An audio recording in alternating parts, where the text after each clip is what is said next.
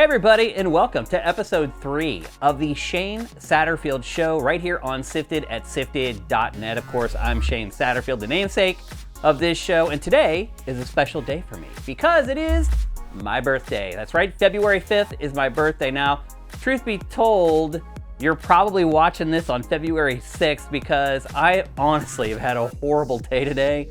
It's just been one of those days where like everything goes wrong, all the equipment's acting weird. Here's something weird. I cannot delete files off of SD cards on my PC for some reason. Just out of the blue, I put an SD card into my reader and I can't delete anything off of it anymore. I've tried 5 different SD cards. Anyway, it has not been a great day. I can't remember the last time that I took my birthday off of work. Do you guys do that? I don't think I've done that since I was like 19 or something. And again, today was a grueling day of work. So unfortunately, you're not gonna watch this on my birthday. You're probably gonna end up watching it on February 6th instead. But whatever, I'm here to deliver a show for you guys. And I think we got a good one. Thanks to everybody who's pledging anything at patreon.com/sifted. The people who are pledging at $7 or more per month are why this show actually happens. They're pledging at that Ask Shane tier, and I appreciate everybody who pledges anything at our Patreon. That would be awesome if you could jump over there and take a look at it. Let's get on with this week's show. That's right, welcome to Boss Fight. Those of you who used to listen to Good Morning Gaming here on Sifted, an old podcast that we used to do, you're probably familiar with this segment. It's basically just a chance for me to riff on one of the big topics of the week, and this week, kind of like last week, I'm gonna talk about Nintendo again. Last week, I talked about how censorship was happening with Dispatch on Switch platforms. And as it turns out, that ended up being a case of the Japanese ratings board, but then the Dispatch developers just dropped the ball. So it was kind of Ciro's fault and kind of Ad Hoc's fault. But anyway, I'm back again to talk about Nintendo again this week because today, Nintendo had its Partner Direct. And for the last 6 months of 2025, I think most people gave Nintendo a pass for Switch 2 software. It did pretty well, I thought, as far as first-party software was concerned. I think by the end of the year, within 6 months, we had 7 first-party games launched for Switch 2, which is amazing. I see people complaining about it. I'm like, what are you talking about? People are weird. Anyway, so we kind of gave Nintendo a pass on third-party support after the launch of Switch 2, because at launch they had Cyberpunk 2077, which ended up looking really good. And I think people were hopeful that because that game could run on Switch 2, that a lot of other big third-party games would also run on Switch 2. And because it had just launched, I think a lot of people were like, look, let's give Nintendo a little time to kind of start locking down these big third-party games. Well, here we are at the beginning of 2026, and I think the grace period for Nintendo and Switch 2 are over. That grace period is done, and we need to start looking at things realistically and not kind of prophesizing what Nintendo is doing. And so earlier today, Nintendo showed the third-party lineup for Switch 2 for the immediate future. And honestly, a lot of those games that they showed are not even announced with a hard date for 2026. So it actually wasn't an early part of 26 third-party thing. It was the whole entire year of third-party support for Switch 2. And I just got to tell you, oh my God. So I'm sure Nintendo was all excited for this because it got Bethesda on board. So Fallout 4 Anniversary Edition, Oblivion Remastered, and Indiana Jones and the Great Circle. All 3 of those games are coming to Nintendo Switch 2, which, great. Those are pretty demanding third-party games, but they're really freaking old. They're really old. Oblivion is ancient. I mean, it's a remaster that came out last year, but Oblivion is freaking ancient. Indiana Jones is fairly new, but the game sold really poorly on Xbox, and so Microsoft is just looking to squeeze a few more sales out of it. I'm not surprised at all that it would go to Switch 2. So what? This does nothing for anyone but the people out there who only buy Nintendo consoles. And I know there's probably 10 or 20 million people who ultimately do that by the end of a Nintendo console's life cycle. 10 or 20 million people, that's their only console. How many units has the Switch 1 sold at this point? 150, 160 million? So you're talking about the rest of the market there, your potential market, 120 million people that have already played these games years ago in many cases, and this is supposed to move the needle? It only gets worse from there. I mean, I'll say one thing. Resident Evil Requiem is an indictment on both the hardware for Switch 2 and what it can do, and also the complete ineptitude of Nintendo's third-party team. So, Resident Evil Requiem looks great on Switch 2. Now, if you look, you can tell it doesn't look as good as the PS5, Xbox Series, and PC versions. There's no denying that, but it looks amazing. So what does that prove to you? It proves to you that pretty much any third-party game with a little bit of work can be released for Switch 2. It's one of the best-looking games on the market. There's going to be when it releases in a couple weeks here. And it runs on Switch 2. So there's no excuse for any game to not release for Switch 2. Which brings me to the other part of my point, which it makes Nintendo's third-party team look like a frickin' joke. Why is it working on old games like this? Why isn't it working on the big third-party games that are coming in 2026? We don't want these old games from last year or 2 years ago or 3 years ago. What about the games that haven't come out yet? Where are they? So I started doing this back in 1997. I was in college getting my journalism degree, and I started a little website called Street Level Gaming. That was 1997, almost 30 frickin' years ago. And when I started that website, it was a Nintendo 64 website. That was supposed to be it. We were only supposed to cover N64, and about a year and a half into the console's life cycle, about a half a year or a year after I launched my website, there was no longer enough N64 games being released to float a website, to provide enough content for a daily website. So we added the Dreamcast to the list of platforms that we were going to cover. We had to do it to make sure we had stuff to talk about and write about every day. Fast forward 30 years, and it's the same. We're still dealing with the same crap. There's still awful third-party support on the Switch 2. There was awful third-party support on the Switch 1. There was awful third-party support on the Wii U. There was awful third-party support on the Wii. The GameCube had decent third-party support, but by the end of its life cycle, it had dried up, and we have not seen third parties since. It's awful. Here we go again. It's the same thing time after time with Nintendo platforms. So when people say the Switch 2 has no games, what they're really saying is there's nothing to play in between the Nintendo releases. Either there's enough Nintendo first-party games to keep somebody happy, and they don't just like Mario and Zelda. They're cool with Yoshi and Kirby and all the B-tier Nintendo stuff. If you don't have third-party games to fill in the gaps between that, the average person is going to think the Switch 2 software lineup is awful, and they would be right. Some of the other games that were in this thing today, like Valheim, it was like a niche indie hit like 5 years ago. And look, I know you're a Nintendo fan, you're sitting there right now going, Shane, scoreboard, Switch 2 has sold more units than any platform ever in this amount of time. It's outselling Switch 1. That all happened in the first 3 months that the platform was on the market. Since then, it has been doing terrible. It was outsold in the last quarter last year by the PlayStation 5, which, by the way, the PlayStation 5 was down drastically year over year.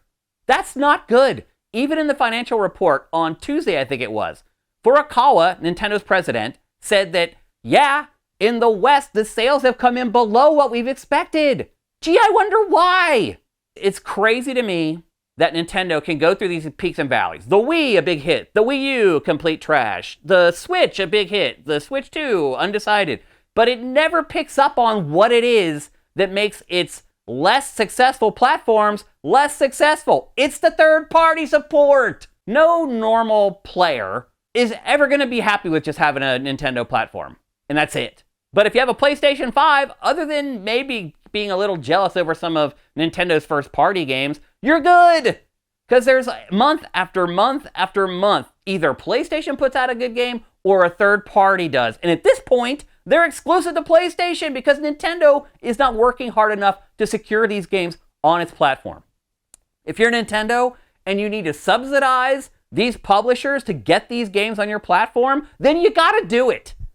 You're the one that decided to go with the weaker hardware and make it a console handheld hybrid. When you do that, you know that you're gonna have to incentivize developers and publishers to release third-party stuff on your platform. So get out there and do it. Nintendo, if you're wondering why the Switch 2 is starting to lag in sales in the West, that's why. Okay, next up is our spoiler cast for the second season of the Fallout TV show on Amazon Prime. Now, obviously, this is spoiled. This is a spoiler cast. If you have not finished the second season of Fallout, and I will admit, it just finished last night, but if you've not done that, you might want to skip forward using the timestamps to the next topic. But if you have been watching it, I'm going to try to stay away from the final episode and like the huge spoilers that are in that. I'm going to do my best. I may touch on a couple of them, but I'm going to do my best. I'm going to try to talk about the second season in a more general sense instead of trying to drill down on too many specifics. But ultimately, I'm probably going to spoil some stuff, so this is your last warning to get out of here and jump forward before I do. Going once, going twice. Okay, let's talk about Fallout Season 2. The first thing I want to say is it was great again. Not as good as the first season. And I think one big reason why, at least for somebody who was a fan of the video games before the show launched and kind of keeps an eye on that, like how they're addressing the games inside the show and stuff like that. For a viewer like that, that's me, it was not as good as the first season because a lot of the sense of wonder was kind of gone. Just being able to see what the vaults looked like, what the costuming looked like, how they're going to set up the plot, if it was going to be related to the games, and obviously this season takes place mostly in Vegas, so it was kind of a nod to Fallout New Vegas. And once you kind of got the lay of the land, I think intrinsically, probably every season after that is going to lose a little bit of that sense of wonder. But at the same time, the showrunners are smart. And I think this is where you can tell that they're working closely with Todd Howard. There's still Easter eggs in there or moments that will really trip your trigger if you're a Fallout fan. So like the first time you see the death claws, the first time you see those, obviously that's a huge moment. And they play it up big time in the show. It's not just like this little thing. It's like, here's the death claw. Let's look at it really close. And so I do feel like they give those moments the appropriate weight inside the show, the moments that will appeal to the players. But there's just no replacing those first 3 episodes of season 1 where you are just kind of blown away by seeing Fallout in live action. And so that is gone from season 2. And here's the other thing too that I think at first I was kind of turned off by is the fact that most of this season doesn't take place in the vaults at all. That stuff is kind of left in the dust for season 2. There's a little subplot going on there where like the different vaults are fighting over resources like water and food. But for the most part, those are just little like, I don't know, those take up like 5 minutes per episode. It's a very small part of season 2.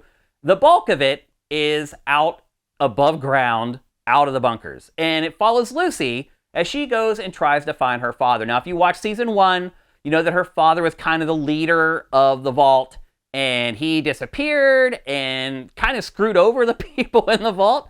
And so Lucy is on a quest to try to find him. And apparently she's got a tip that he is in New Vegas. And so she is on a road trip to find him. And then, being the goody two-shoes that she is, to get him and bring him back to the vault for a trial and to do everything the right way. So she goes on this trip with the Ghoul. And the Ghoul is also looking for people. He's looking for his wife and his daughter. And if you watched season 1, you know his wife was very prominently, she was the head of a company that was working on this new technology that can provide unlimited energy. And she had gone to Las Vegas to sell that technology to the richest man in the world, so Elon Musk or whatever. And he kind of lost touch with her when that happened. So he is on the way to Vegas, Lucy is on the way to Vegas, and the first probably 4 or 5 episodes really are like, it's like a road trip show. They're walking to New Vegas, and they come across all these people and all these different factions and things like that. And it kind of does introduce a lot of the players that are going to be important in season 3 and beyond. It does get a little boring, I would argue, during some of those episodes, because Lucy, like, she gets hooked on this drug. There's just like lots of little like side stories that aren't all that relevant to the major part of the plot. So The road trip stuff, it's a little slow, but it's important because it introduces you to all these different factions out in the wasteland that are ultimately going to be in a war against each other. And so anyway, it's all about the road trip to Vegas. And then once they get there, then it's all about trying to get into Vegas and finding both Lucy's dad and the ghoul's wife and child. And that's really what it's all about. And they work together for a while once they're in Vegas, and they'll split up for a while, and they'll come back together. And again, I don't want to spoil too much about the last episode for those of you who didn't watch it last night. So I don't want to go too much further into the details of the final episode. But also, another big part of the plot this season was Maximus. If you remember, he's the black guy who works with the Brotherhood of Steel, and he obviously uses the power armor. Well, I guess I would say he quits.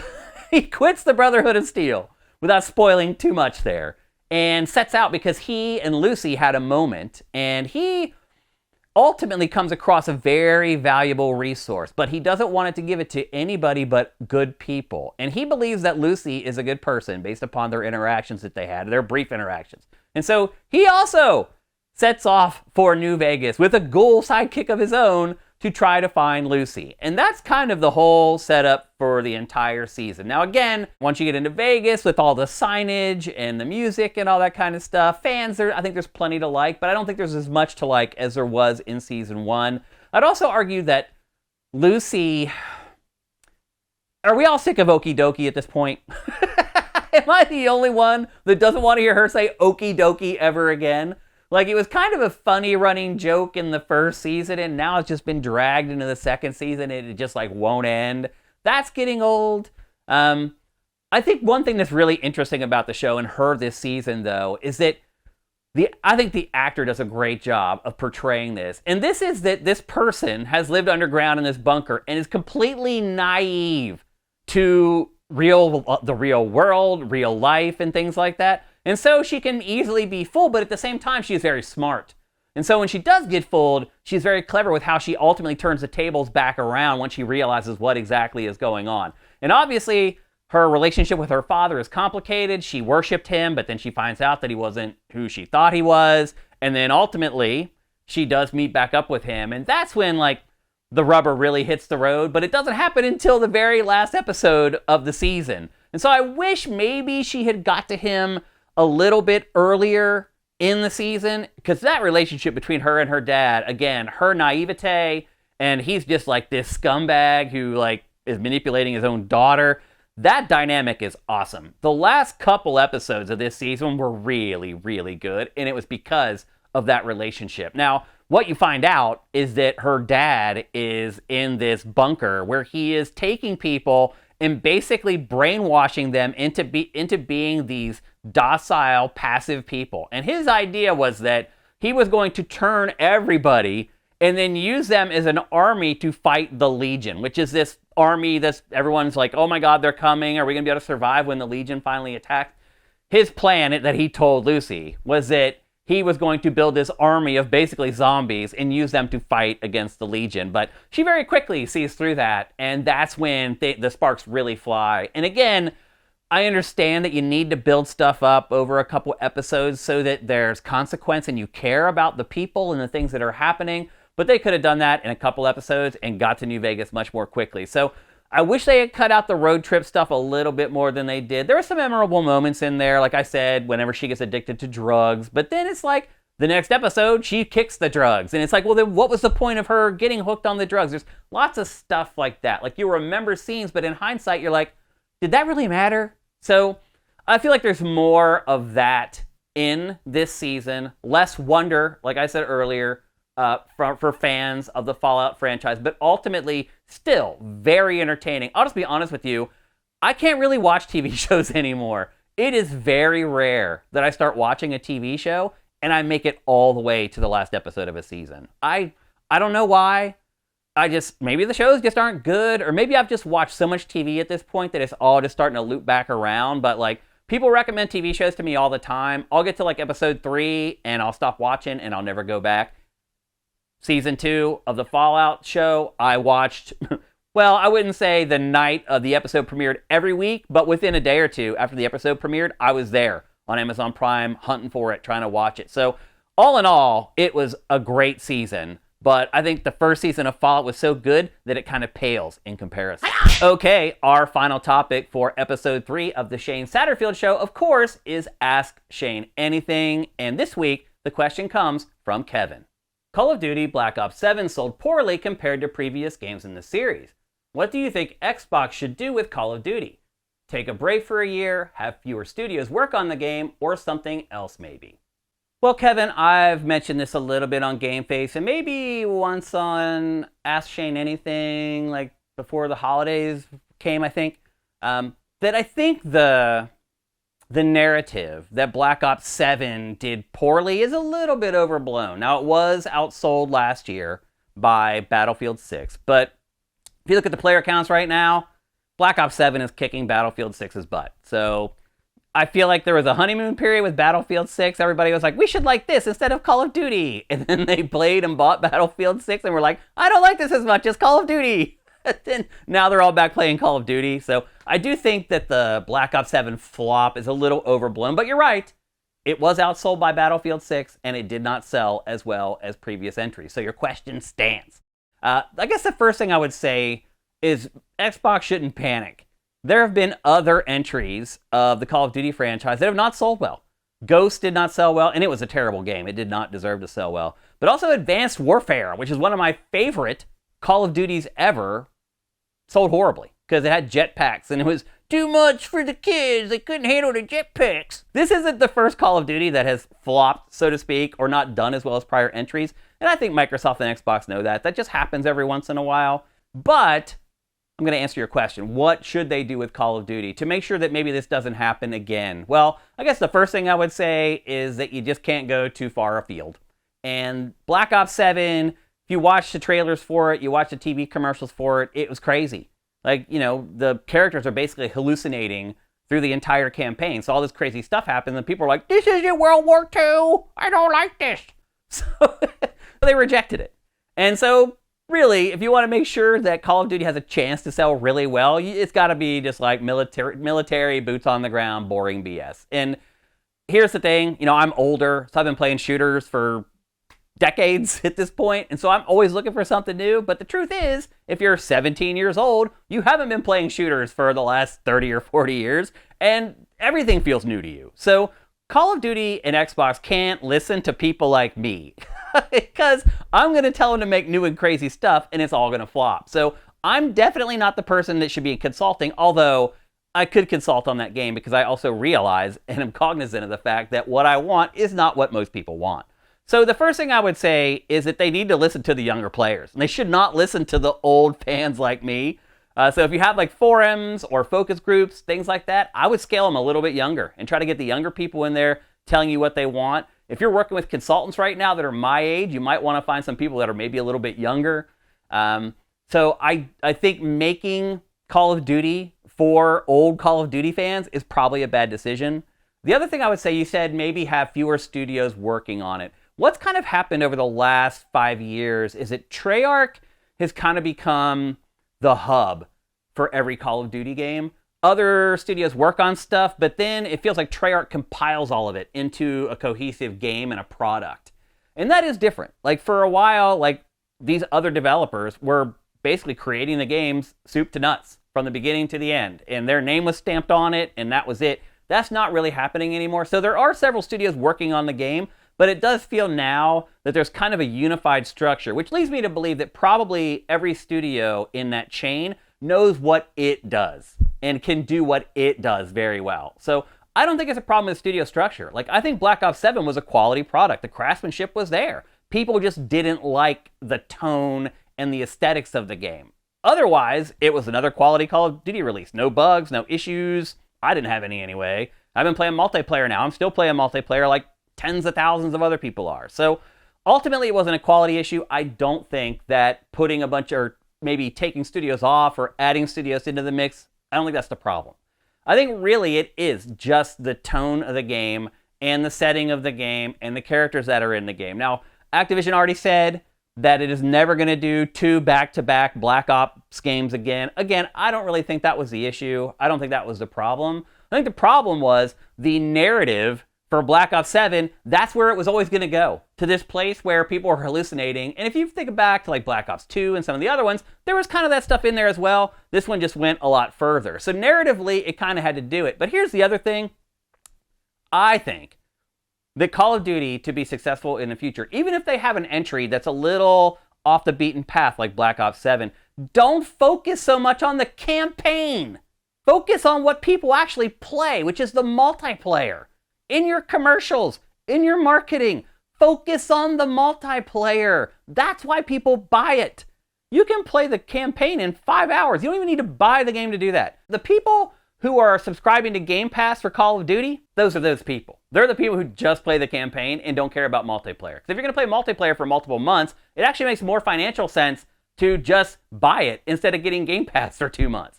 So the people who are getting it on Game Pass, those are the people who only want to play the campaign. And the other thing I would say too is, you had brought up the idea of taking a year off. No. Now I will say this, I think for some of the dipshits out there, like taking a year off will just mentally make them say, I should pay attention to it the second time, even though it really has nothing to do with anything. But the bottom line is you can't take a year off because you need Call of Duty to make sure people don't drop their Game Pass subscriptions. And every November, you get that bump of Game Pass subscriptions. And then it's up to your service to keep those people on the service or not. But you just can't take a year off because you're basically getting rid of the biggest draw for people to subscribe to Game Pass. And you just can't do it. So bottom line is, I think you just need to make games for the younger audience. You need to focus on the multiplayer. And I think keeping the unified development environment that you have right now is a really good idea. Okay, that's it for my birthday edition of the Shane Satterfield Show. Thanks to everybody who's been giving us feedback on this show for the first couple episodes. Keep it coming.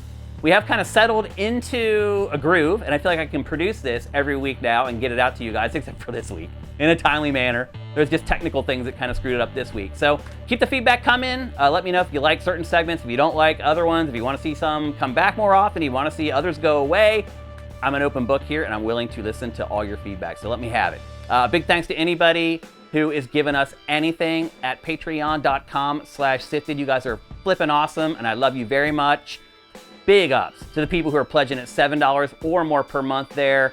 That's the reason this show happens. Also, we do need questions for this show. I know we only do one per week now. We still need them, and we're not getting them like we used to. So head to sifted.net, click the link in the header there, go into our forums, ask me a question, and if it's a good one, it could end up in the Shane Satterfield Show. So everybody have yourselves an awesome week, and don't forget, sleep is for the dead, play games instead.